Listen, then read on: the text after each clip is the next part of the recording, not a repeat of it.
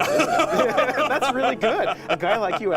No matter how good we are, we can still be better. You can always be better. Customers have a divine discontent, and they teach you if you listen to customers. So we watch for that, and we see patterns, and we can find places where it's not working, something's going wrong, and that's really how I get the feedback, is from customer input. And often, in all caps, angry, you ruined my child's birthday because the gift didn't show up on time. And we take that, and what you really want to do is you take that, it's an anecdote, it's a single example, but you need to find the root cause. What went wrong deep inside the system? How did this happen? Because then you can fix it for everyone, so that particular problem will never happen again. You don't just fix the symptom, you have to fix the root cause. And that's been the secret to our operational success for 20 years. That's really good. A guy like you. There are a lot of things that are a waste of time. When you think about your life, I think I often tell people that I work with, if you can get, because people have very high standards for how they want their work life to be, and I said, look, if you can get your work life to be where you enjoy half of it, that is that is amazing, because very few people ever achieve that. Because the truth is, everything comes with overhead. That's reality. Everything comes with pieces that you don't like. You could be a Supreme Court justice, and there's still going to be pieces of your job you don't like. You can be a university professor, and still going to be, you have to go to committee meetings, and you have to do things. Every job comes with pieces you don't like. And we need to say, that's part of it. And not resent those pieces, or try not to, but also try to minimize them. I tell senior executives, you should have the least stress. There's this weird, I think, false idea that CEOs, I'm a CEO, there's this false idea that CEOs are under the most stress. Well, I look at that, I'm like, why? You're in charge. Why don't you delegate the stress? It's your choice. And so you have to figure out how to set up your life in such a way that you can minimize the things. And I find people don't dislike hard work. What people dislike is being out of control. Like, they can't control their life. They can't control their environment. This happens to me when I get overscheduled. I hate being overscheduled. I want some time to be able to think and free myself. We all have the same amount of time in the world. Nobody has more time than anybody else. And when you become a very successful person, one of the things, you start to get overscheduled. You have this event. You had to agree to do this. And maybe last night you were like, why did I agree to do this? I have to go on stage tomorrow. I wish I were really with my family. And, or I hope maybe not this case. Let's say that you like this one. But in general, that kind of thing happens. And so you have to guard your time and try to stay a little bit flexible. So that's, for me, it's not a waste of time, but I like to have some freedom of movement rather than having every minute of every day scheduled. Important, isn't it? That's really good. A guy like you. So a young person starting their career, I think there are probably a lot of things. Some of them are very well known and people have heard them many times. They're still true. One of those that you should always focus on, a young person should find something that they're passionate about to do. And that's not going to surprise anyone. It's a clear thing to do. It's very hard. If you don't love your work, you're never going to be great at it. I think the other thing I would suggest to any young person, even before they start their career, is to really think about their choices. Because I find young people, and I when I was young, I made this mistake too.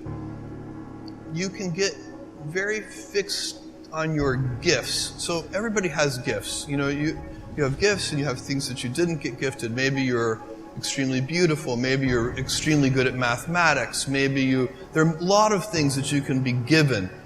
But those things can confuse you because they're not the things that construct your life. It's your choices that construct your life, not your gifts. You can celebrate your gifts. Be proud of them. Be happy of them. Actually, don't be proud of them. Be celebratory of them. But you can't be proud because they're gifts. They were given to you. You didn't earn them. You can only be proud of the things you earn. And so, as I got older, I started to realize I wasn't proud of my gifts. I was always good at school. School was always easy for me. And I was always proud that I was a great student. I got A's in all my classes. I was good at math, all of that. And I thought that's who I was. But it's not true. Those are the things that are gifts. What was hard for me is deciding to work hard, deciding to use my gifts in certain ways, to challenge myself, to do things that I didn't think I could do, to put myself in uncomfortable situations. We all I would say to a young person, you can choose a life of ease and comfort, or you can choose a life of service and adventure. Which one of those, when you're 90 years old, are you going to be more proud of? That's really good. A guy like you.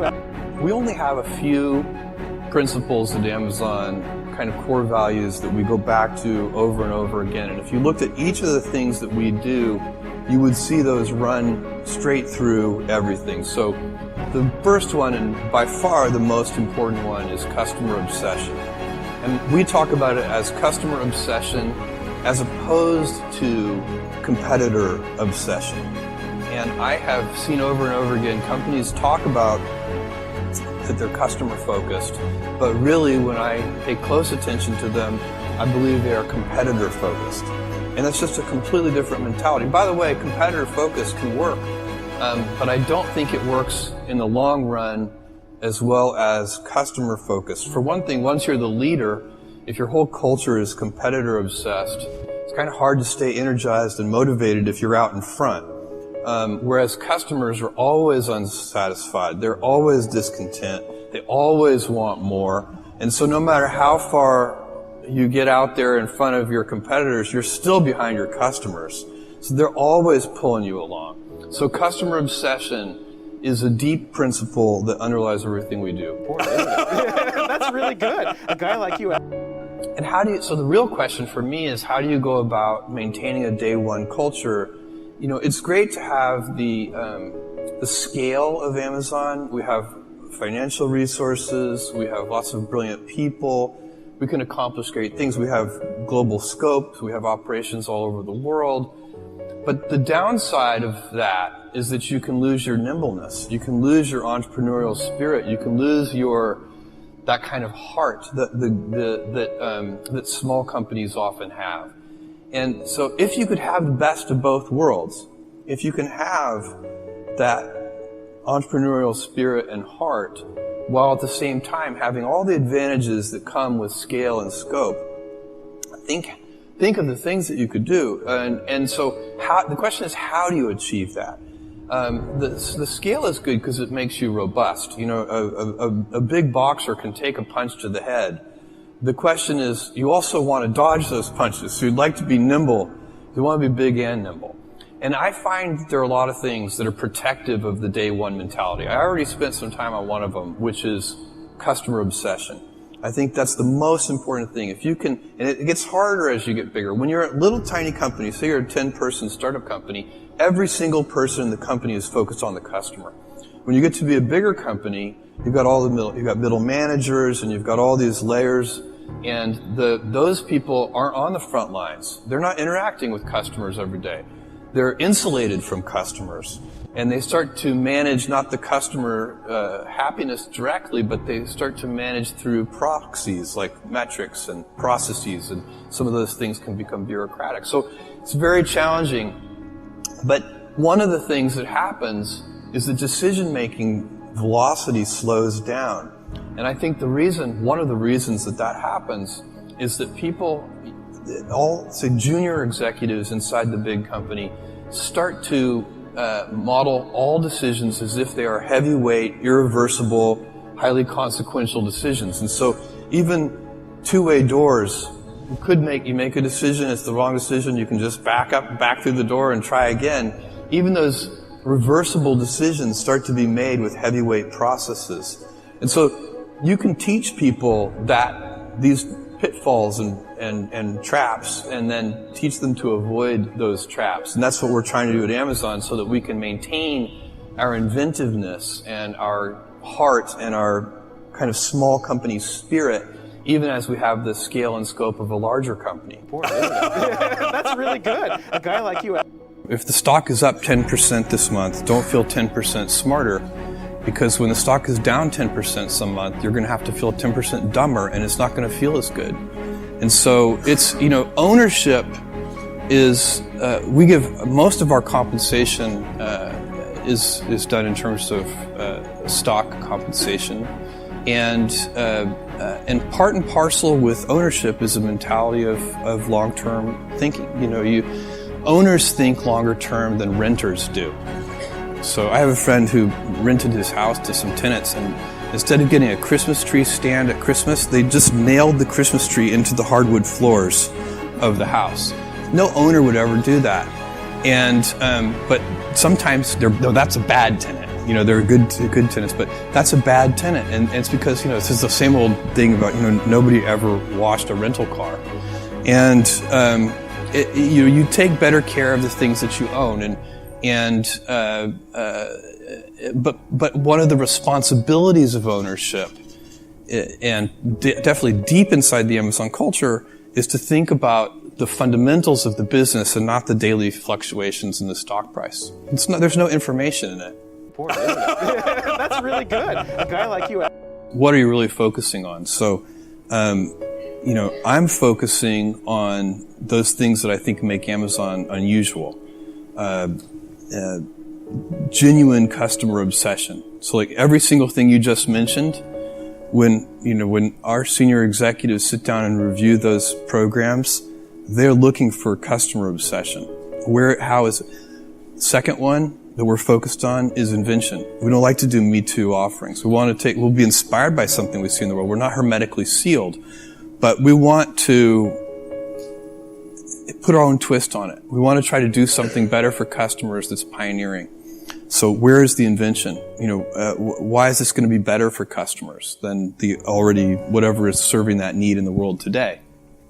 And then a willingness to think long term. So I'm very focused on those things, and also the operational excellence, reducing defects at their root. Those are the things. That's the culture of Amazon. It's the habits that we have. Those